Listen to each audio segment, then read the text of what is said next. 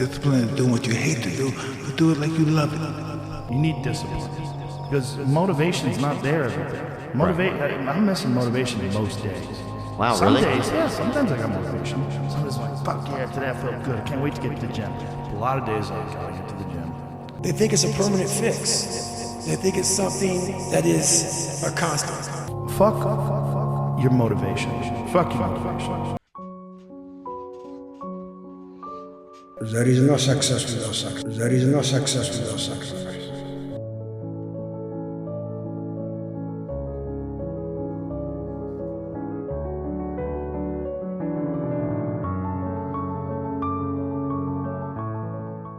ዌልካም ጋይስ እንዴት ናችሁ? ሁላችሁም በያላችሁበት ሰላማችሁ ይብዛልኝ። እንግዲህ ዛሬ እንግዲህ ከዛሽ ከሞቀች አልጋ ልነሳ በሚል ሰበብ ውስጥ ቪዲዮአችንን ጀምረናል። እርግጥ የዛሬው አይዲያ ሞር በኤዱኬሽናል በሆነ አይነት ኮንቴንት ነው የመጣው። የዛሬው ቪዲዮአችን ነው የሚሆነው አስመሳዮች ነን በሚል ሀሳብ ተነስተን እንግዲህ ብዙዎቻችን ስለ ዲሲፕሊን እናወራለን ወይ ደግሞ እንማማራለን ማለት ነው በዛሬው ቪዲዮ።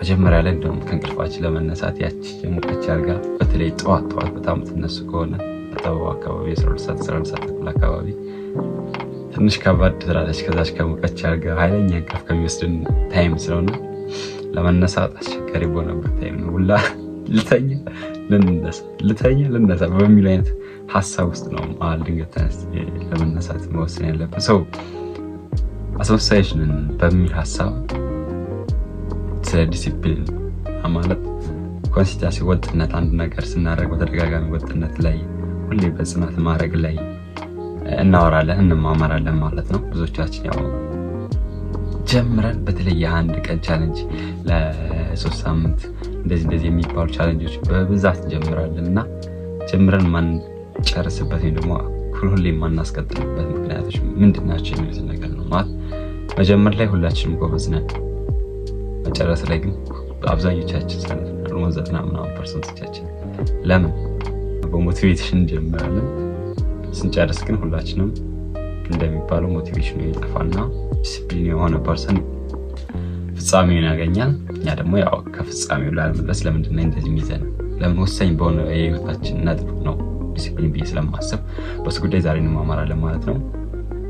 ወደ ቪዲዮአችን አስመሳዮች ነን፣ ውሸታምም ነን። ማንም ሰው አንድ ነገር ለመፈጸም ወር ራሱን ለመለወጥ ዕለት ከዕለት የሚጠበቅበት ተግባር፣ ዕውቀት፣ ጊዜና ገንዘቡን ፕሮቫይድ ለማድረግ እንደ መጀመሪያዎቹ ቀናት በኃይል ሞቲቬሽን እንደጀመርነው እንቀጥለው። በመሃል ላይ ከራሳችን ጋር አላድርገው ዛሬስ ቢቀርብኝ ቆይ እስካሁን እየጣርኩ የምፈልገው ለውጥስ የት አለ?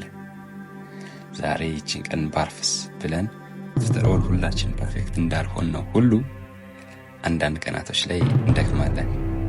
እንደውም በጣም ዲሲፕሊን ፐርሰን ነው ከሚባሉ ሰዎች መካከል አንዱ የሆነው ዴቪድ ጎጊንስ ራሱን ዲሲፕሊን ተናግሯል። አንዳንድ ቀን ላለመሮጥ ቃማዬን ለ30 ደቂቃ ቁጭ ብዬ እመለከተዋለሁ ብሏል። ያም ሆነ ይህ ሁላችንም የተሻለ ዲሲፕሊን ፐርሰን ለመሆን አብዛኛው ቀናቶቻችን በተግባርና በለውጥ ላይ ያደረገ ሰው የተሻለ ላይፍ ይኖራል። በቃ ይሄ ነው ሚስጥሩ።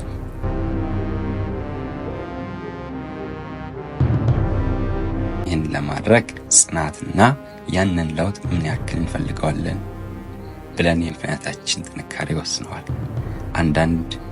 አንዳንዴ ሚዲያ ላይ የምናያቸው ዴይሊ ብሎግ ቪዲዮዎች፣ አንዳንድ ሰዎች ደግሞ ለ16 ወር ለ18 ሰዓታት ስራ ላይ ውላለሁ፣ ስራ ላይ ነው የማሳልፈው፣ ለሌት 10 ሰዓት ነው የምነሳው ምናምን ኢትስ ፌክ።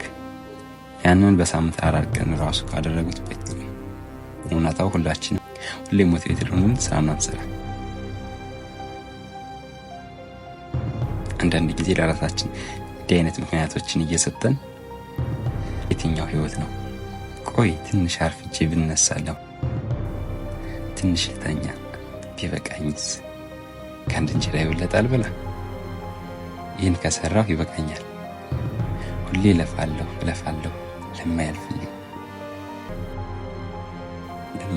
ነገር ለምን ብዬ ደክማለሁ ብላ ወዘተ ምክንያቶች ከራሳችን ጋር ያታግሉንና በዚያን ሰዓት የኛ የለውጣችን ምክንያት ምን ያህል ጠንካራ መሆኑ ያንንም ይፈተናል። ብቻ የተሻለ ሰው፣ የተሻለ ህይወት፣ የተሻለ ቤተሰብ፣ የተሻለ ማንነት ለመገንባት ካሉት ቀናቶች ውስጥ ብዙሃኑ በተሻለ ንቃት ስራችን ላይ እንዋል እንጂ ውጤቱ መምጣቱ አይቀርም። አሁን ብዙ ሰዎች በሞቲቬሽናል ስፒች እና በሰልፍ ሄልፕ አዲክትድ ሆነው እዛ ውስጥ ተዘፍቀው የሚኖሩ ሰዎች አክቹዋሊ ይጎዳሉ። ሃርድ ወርከር የሆኑ ላይፍን ታግለው የሚያሸንፉ ሰዎች የዚህ ነገር አዲክት አይደሉም። ሲፈልጉ ይጠቀማሉ፣ ሳይፈልጉ አይጠቀሙ። አንፎርቹኔትሊ አንዳንድ ሰዎች ደግሞ እዚህ ውስጥ በመኖር ራሳቸውን የሚያጽናኑ ሰዎች አሉ እና ድንገት አሁን ሀብታም ትሆናለህ ድግድ ምልክት ስቲል ድሃ ነው፣ ምንም የሚፈጠር ነገር የለም። ሰልፍ ዲስፕሊን በጣም ኢምፖርታንት የሆነው ሰልፍ ዲስፕሊን። ለምንም አይነት ሱስ ተገዢ አትሁኑ። ምንም አይነት ነገር ለቡና ለምን ሁለተኛ ወርክአውት ማድረግ አለባቸው። በምንም አይነት ስፖርት ፓርት ኦፍ ዩር ላይፍ መሆን አለበት። ሶስተኛ ቅን ልቦና ያስፈልጋል። ኢቭን እንደው አንዳንድ መጥፎ ኤክስፒሪየንስ ቢገጥም ዛትስ ኤክሰፕሽን ነው ብለው ማለፍ አለብህ እንጂ ሁሉንም እንደዛ ነው ብሎ ማለፍ የለም። ዛትስ ኤክሰፕሽን ቱ ዘ ሩል ነው እና ወደፊት መሄድ አለብህ። በቃ ያ